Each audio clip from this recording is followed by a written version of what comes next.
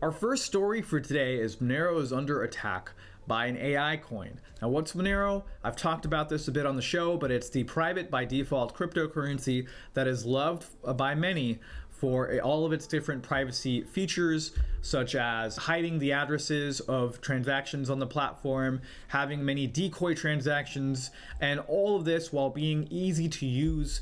Now, even companies like Chainalysis, who are hired by the IRS, have been shown that they can't break into Monero.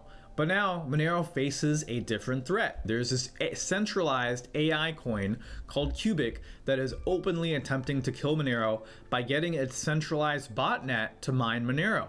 Now, you may know that if miners reach 50% of a cryptocurrency's hash rate, which is the computing power that is used to mine new blocks, they can essentially take over the coin.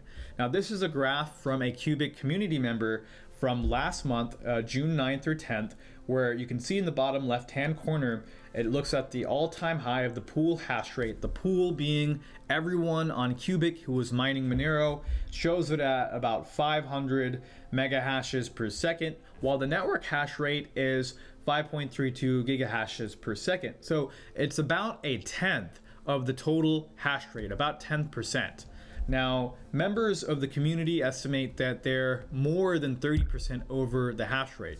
I doubt the number is this high, but we'll look at why. First, let's talk about Cubic. What is Cubic? Cubic is a level 1 blockchain, level 1 cryptocurrency that is very different than most cryptocurrencies. In a normal cryptocurrency, the miners are trying to solve hard mathematical problems to figure out what the next block is going to be on the blockchain, and the block will have all the relevant transactions, all of it. That creates the incentive to create the network going. And Cubic, none of that happens. Instead, a central arbitrator decides what challenges the network solves, and then he distributes those rewards through 676 computers. Now, this concept is called useful proof of work. Instead of solving random mathematical equations, the Cubic network uses the computing power of everyone in the network to solve for things like AI.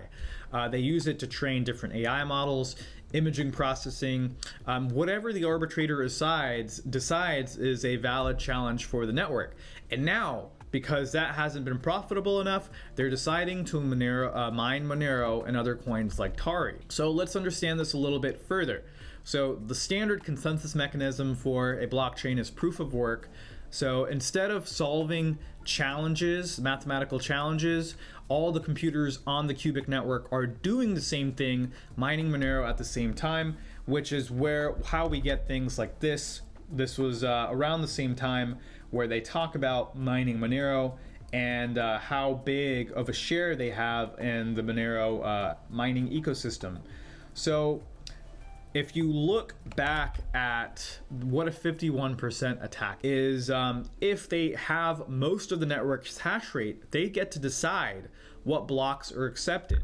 Because on decentralized blockchain like Monero, everyone on the network has to decide. They have to have consensus. So if an attacker, such as Cubic, owns more than half of the network, they can just reject the blocks that are being sent forth by other miners. And that's exactly the plan.